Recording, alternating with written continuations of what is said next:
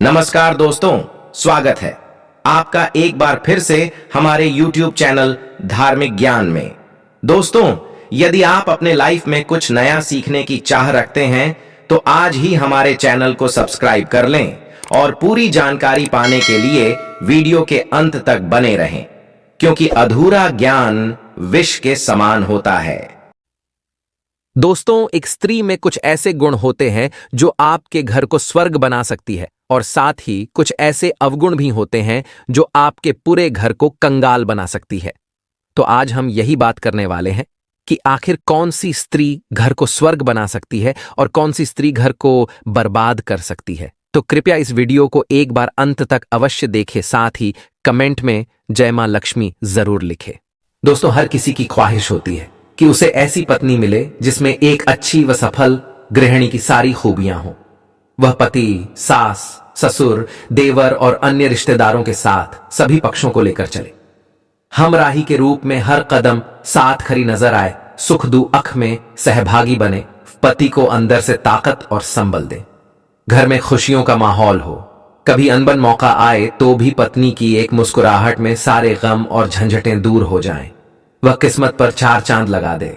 माहौल और समय भले ही भौतिकता की चकाचौंध का है, लेकिन उन भाग्यशालियों की कमी नहीं है जिनके लिए पत्नी यानी अर्धांगिनी ही ताकत बनी, और पत्नी के सद्गुणों के कारण उन्होंने जीवन की सफलता के शिखर को स्पर्श भी किया।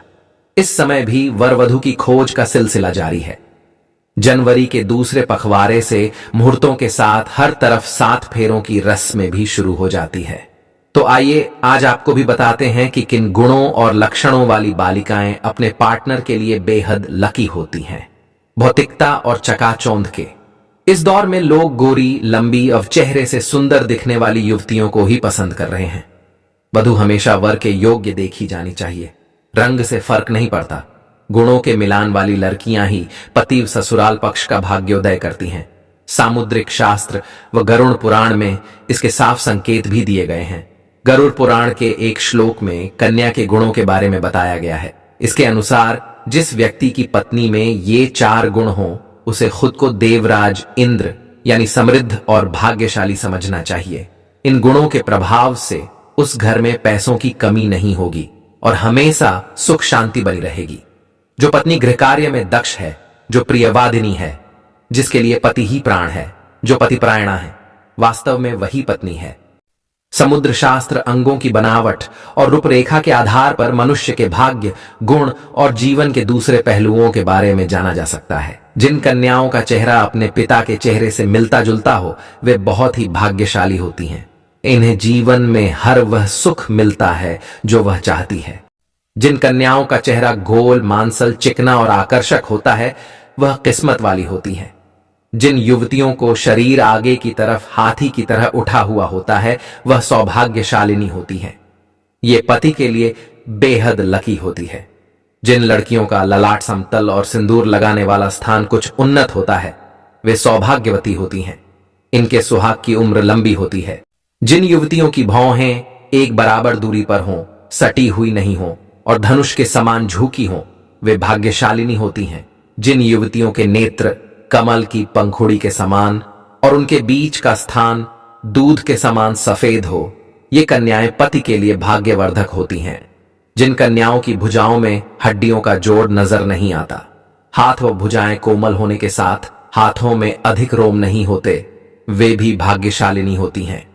हथेली से नाखून की ओर अंगुलियां पतली और उंगली के पोर लंबे होना शुभदायक होता है। कन्या को देखते समय यह भी ध्यान रखा जाना चाहिए कि उसके पैर की कनिष्ठा यानी छोटी अंगुली भूमि को स्पर्श करता हो, वह शुभ होता है। जिन कन्याओं के तलवे, मांसल, समतल और पसीने से रहित होते हैं, वे विवाह योग्य उत्तम मानी गई हैं। चिकने, गोल, उठे हुए और तांबे के समान रंग वाले नाखून शुभ होते हैं।